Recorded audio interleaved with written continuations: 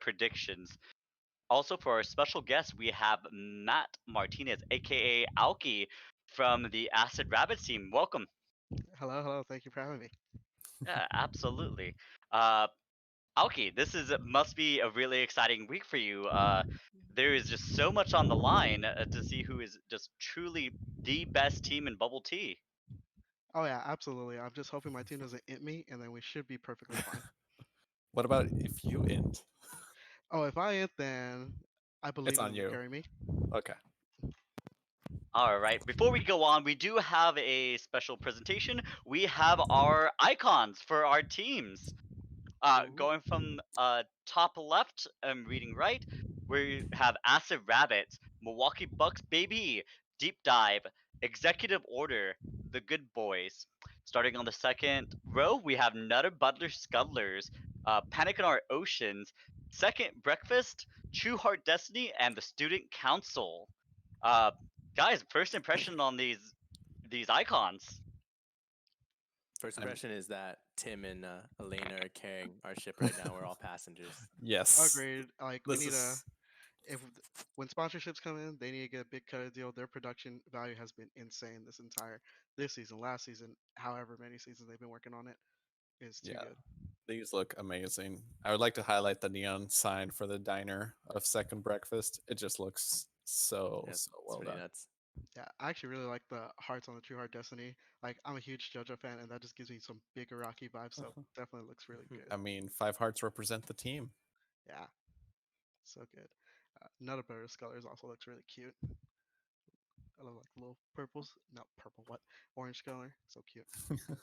I like the cyberpunk look of that acid rabbit. It's very scary looking, just like the team. I kind of wanted like a Pepe rabbit on acid, but I think that would have not been appropriate. So it looks pretty, but this looks pretty good. I like it. Well, how about this then? Let's go into our first matchup of the week, uh, and our recaps. It's going to be the Student Council versus Good Boys, with a Student Council win. Let's go ahead and get into the clip. So this game was very back and forth early on, and you can see the mad aggression from all across the lanes in this clip. I think Student Council really pushed their leads where they could and definitely locked down mid lane with Rascatrug and Man Puppet uh, just camping on the mid lane. Oh yeah, for sure. And this dive right here, PJ played it very, very well. Like takes both ults, somehow lives and trades off. That's a really good use of good display of mechanics. Yeah, Yeah. what we watched there, honestly, it was just like favored TSC in 3 lanes. It Yeah. Hmm. wasn't even like, hey, like we're gonna take your bot side, we're gonna trade our top side or anything like that. Like TSC probably got the better of it in all 3 lanes. Top lane maybe because the wave crash, maybe not so much, but like, I mean, he still got killed back in a gank. Like feels good to me. Yeah, and I think that was part of like the snowball that TSC had generated. A lot of that mid pressure that Steven had put in was kind of redirected because of Man Puppet's like stellar play and Ginny's ability to debate essentially. Um, yeah, and like I think a lot of the pressure that GB was able to output, TSC just turned on its head and kind of like flipped the game around. So a really nice game to watch. It was a fun one. Yeah. Really fun game. I would have liked to have seen Stephen Lane into PJ. I think that would be like a really neat matchup. So hopefully we could see sometime something like that in the future, maybe playoff implications, because I feel like that'd be a really exciting matchup. Well, let's take a look at that second match. Um, we have Second Breakfast versus the Milwaukee Bucks, baby, with a second breakfast victory and a banger of one, no This less. game, this game was insane. Yeah. Um, Nick and crew really wanted us to look bad in the analyst desk, so they made sure it happened.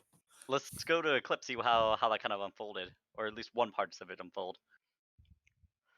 Okay, critically, watch the Ori in here. Like they make what looks like a very good pick, but they use so many resources. You have to choose to take the fight, and they end up paying for that when you watch Mayo come in for the dive here. Yeah. Bear Rock just barely living and then just healing off of the volley bear with Kane ult.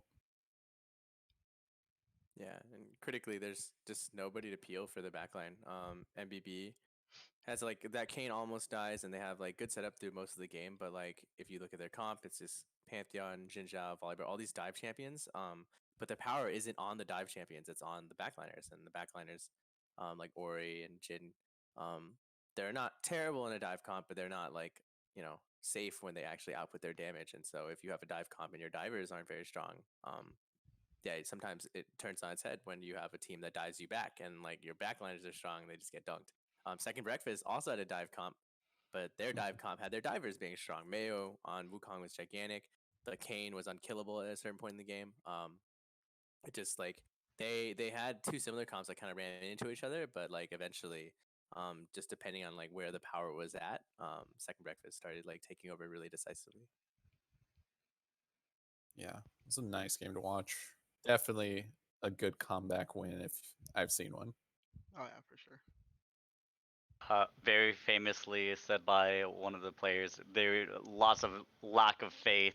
But as Second Breakfast really pulling it out, also was very impressed by it. But that's one of the strong things about I think this league as well is we've seen like a couple of really good upsets, and we hope to see a couple more in the future as teams start to play a little bit better and even out. Let's go to our third game, which is Executive Order versus the Acid Rabbits, with an Acid Rabbits win. Oh, this was spicy. Let's see a clip Right. from that. Yeah, so right here we see them pushing bot. We drop the Herald and we wonder, are they going to commit to this? We have Herald and we decide, okay, let's stop the ports, see how much we can take, or we can just back up and defend. We notice that they keep committing here, so we just decide to keep going. And Herald deals more damage than these five champions at that moment. Yeah. I think particularly, I think they were expecting the Herald to die after the um, second turret, and if you notice, the turret auto got canceled off because it died, and they were able to build such a minion wave and pretty much shove all of it up to their base from it. Hmm. Yeah, critically, like there are still a lot of Acid Rabbits members alive. These two shoving mid have Herald, and they just have nobody to contest them. Nobody's gonna clear the wave out. Look at the wave that's already like coming in. It already cleared off once, but like there's still minions streaming in. Like they don't really have any opposition whatsoever. And the five on the bot side, like they show pretty fast that they can free hit, but they weren't allowed to free hit. So like it was just hard to break past three people in a wave. Before this point, the game was actually like really close. You saw like at the top, like the goal difference in that game was like maybe 1K at that point. And EXO was looking like pretty solid in the game, but like one bad decision kind of just like threw everything on everything like out the window, and then it came a game of like can EXO make sure they don't get backdoored? Can they get pressure in their mid lane so they can go somewhere else? Like they just had so many things on their plate after that play that weren't there beforehand. Yeah. So in the end, they couldn't like surmount the, I guess, the impossible odds they put on themselves. And Acid Rabbits ran away with it after that point. Yeah, I felt like we had a pretty good handle of the game. Even though it might not look like it, just kept saying, we just kept reassuring ourselves like it's okay. We do more damage than them. Their comp was fell off a bit, so we just wanted to farm up and try to hit it. And then of course when that happened, that just threw our later game strategy out the window. And we're just like, okay, we could just run it, and that that's what we did. We definitely was very impressed by Executive Order, looking again in a better form than they had in the first couple of weeks. And I'm really excited to see what they come up with in the following weeks. Tristana, and also a odd pick for the mid, but it was seeming like a really good one. So I'm excited for that. All of y'all called already. Javier having really odd picks for the mid lane, and we talked a little bit about that. How did y'all feel? How did the analysts feel about the Tristana?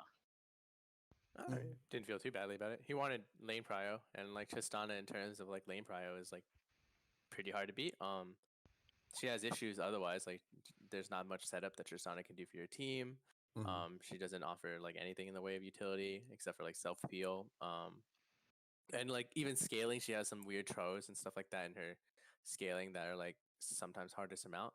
So that there's downsides to that pick, but I think if you wanted it straight for lane pressure, like it was a solid pick in and of itself.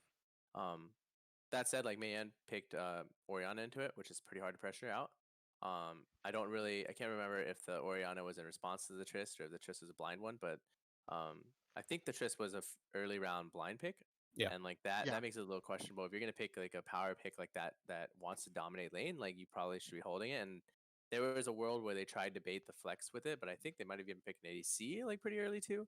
And kind of like ruined their own dreams of flexing. So either way, it was a little questionable in terms of like how they set it up, but as a pick itself, like I think, they had something in mind, and they definitely could have played to their advantages there. Mm, very awesome, analysts. Let's take a look at our fourth match, which is going to be the True Heart Destiny versus Nutter Butter Scuttlers, with a True Heart Destiny win here. Let's go ahead and get into that clip. note the See. zoning from the sound here. We're setting up for Dragon, and that just showed Uh, Ben Man Butts on point on the Ash that game. Dude was a monster. Yeah, his arrows are really good. yeah, um, they just try to funnel to a choke point. At this point in the game, we're just too far ahead. There's nothing doing for them. Yeah. Yeah, it's just not very Um, much for them to do in this fight. um, yeah, I think the real star of that fight and the real star of the show when we play a lot of our games is just like our setup. We were yeah. just way ahead of the play. They really couldn't react, and when they tried to react, we choke pointed them with a rumble. Yeah, it's just difficult for them to really pull anything off, and I think that kind of showed itself over the course of the game. There were a lot of moments where they choke pointed into like an Ashe ult, into like a rumble ult. I think there was a pick that we had where it was like Ashe ulting from bot lane, hitting somebody, then Sejuani ult like right on top of it, and then a rumble ult on top of that, and somebody just like insta died. Um, yeah, I think a lot of like the success in our team, and a lot of the success like in that clip is just our positioning and setup before fights. Um, Mechanically, like the rest of the fight is a lot easier if you're in the right spot before you take the fight. for sure. And then for our last match is going to be Panic in Our Oceans versus Deep Dive with the Panic in Our Oceans win. This game, I must say, Nikolai on Syndra popped off, and it was beautiful to see Perfect. uh, at times. Let's go ahead and roll that clip. Yeah, just watch Zaya and Uh, Vigar here. they just Watch the two melt. carries. Yeah, they move out of the pit and they get punished real hard. Oh my Oh, lord. Boom. Oh my god. Yeah, disgusting. Like, what do you do after that happens to your backline? mm, Yeah, Nikolai just totally deleting the backline like he's done all game. He got solo kills in mid, deleted backline in like critical fights. Sets up for Nathan's Wukong, who just spins around, gets a quadri here, and just like messes around with them all through the game. Just a really strong slowing from both their solo laners um, to like set up each other and then yeah clean up on each other too. yeah. Also highlighting the unique pick from Teddy, not drunk, with the Ramus, Rammus pick. which he would go ham. Like there was a point where half his team was, most of his team was half a screen away. He powerballs in and flashes onto the carry, and he lives. It was very impressive. I think it's the first. Is it our first Rammus game in bubble tea history? I'm not sure. Might I be. don't know. I You think so. I don't remember. Or ask me pick there. Yeah, undefeated. Undefeated indeed. Well, that was our recap. Next, we're just going to go straight into our predictions. We will be representing Colin's picks as well. But before we head on to there, please submit your questions from Twitch to our casters. We're going to be mainly focusing on the Aster Rabbits and um, to our Destiny matchup. So if you have any questions specifically, while we have both of the representatives here, please do that. But let's get on to Nutter Butter Scuttlers versus Second Breakfast with a mixed bag here, especially from Second Breakfast's amazing showing. Uh, Dance, why don't you take us to that Second Breakfast pick? All right. So I got called out after last week, and the team looked really, really strong. Made a strong case as to stop not picking us. But then again, it might be their own fire coming out when we chose MBB above them. Um, I think if Misa and Mayo can consistently play how they played their last game, along with Nick, I think that three-man core is solid enough to carry for a second breakfast victory. Yeah, I don't know. I guess I didn't get the memo, and I stayed on my NBS prediction this week. I actually switched it last second, so I was matching Dan and Adam in every way before here, but um, there's a new top laner in town for NBS, whose That's name is true. Darren, or Lynch96, I think, in game. We played with him a couple times in our scrims. He's a beast. I think that might honestly be part of the tide that swings against Second Breakfast here. I think he'll be hard to run over. And Offerstein, even though he's been a little bit up and down in some of our games, or some of their games like in the past, had games where he's just like stood out and hasn't really been run over in any game. He's just kind of been able to be a rock for that team, and I think like Misa really needs to get going. Like in the last couple games, the Kindred game and the Kane game, Misa, really popped the fuck off and like was able to just kill everything. That might be harder to do against a jungler that is just good at stemming pressure on him. Um, or stymieing pressure. Yeah. So like I don't know. I think it will be a close one for sure. But I do think like in the end, NBS showed a lot of improvement in the last game against THD. They had a more cohesive draft, and I think with now a consistent, better top laner that they'll put practice time into, I think they'll be a renewed team that has like a late season surge. Yeah.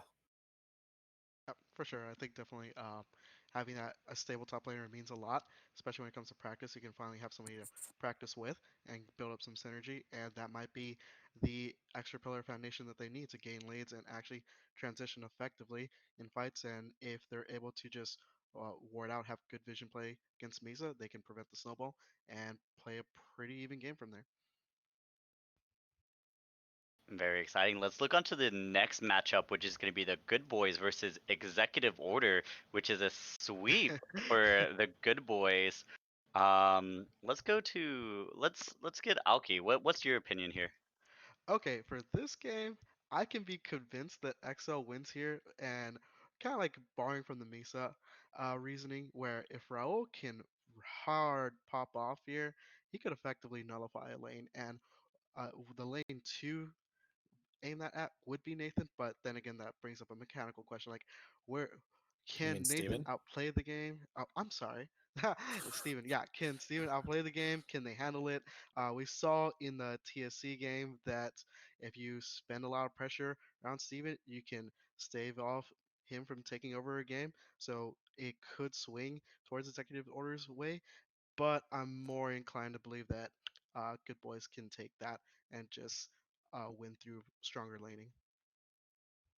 Yeah, I think the good boys have done a lot of experimentation this time around up to this point. Like they've switched Steven to multiple lanes. They've moved Oliver around. They didn't have Vid last game, but they've been moving him around. I think there's a lot of versatility in that team, and I trust Steven and Co. and Oliver and Co. to like be able to find the combination that works best for their matchup. And I think against EXO, like they definitely look stronger. They they upset PIO like a couple of weeks ago in a victory we didn't really see coming as an analyst desk, except for Colin, Mhm. who is not here.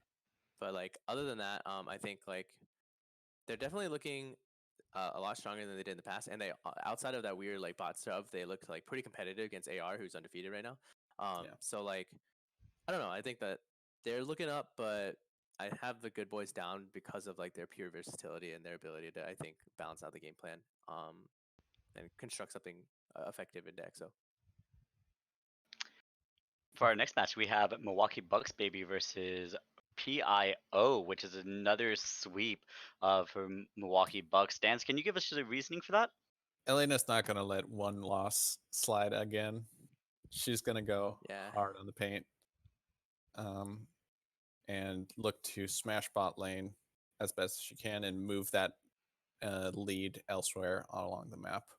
hmm And we've seen that Joe Avis Argente has been playing really, really well. And I think um, once those those two players are working together, it's quite the threat. yeah. I think this game. I mean, they have the same record, but I think it's closer than we think it'll be. I don't know if it should be 5 for MVV. Um, because I think like PIO has a lot going in their favor. They won the last game off the backs of both solo laners going off. Before it was just kind of Nathan and Nikolai with his like surge in form. If he can keep that up against MVB, um, then I think they have a really as good a shot as anyone at being MVB. Um, That said, I think that the loss against Second Breakfast, even though Second Breakfast played magnificently, they were in a really big hole against MBB last week. MBB just kind of like got outscaled. Like Pantheon was useless later in the game just because he's Pantheon. Xin Zhao kind of had the same syndrome. Their carries were fed but didn't have any protection. Like they kind of got out drafted and out comped. I don't think they'll let that happen again. And in a world where you see MBB have a comp that shores up those deficiencies, like they looked really good up until their comp like hit a wall. Um, yeah, so I think they'll just go back to the drawing board, fix their draft up, and then they'll be as strong as ever. Mhm.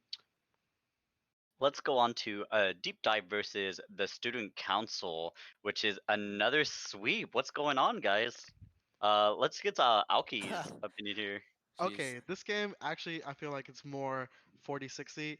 I can definitely see a world where Jack Limestone, who's insane by the way, just totally rings it back, especially after that game, because that was a pretty close game the more you saw. And had they won that very last team fight right there, that with the flash, if he hadn't failed that flash, that would have been a one game done and over. So I can definitely see Jack Limestone realizing, okay, here's where I was over aggressive. This is how I need to improve my gameplay, and just totally taking over this game because he has been nuts statistically, and I can see him out carrying some of the carries on TSC.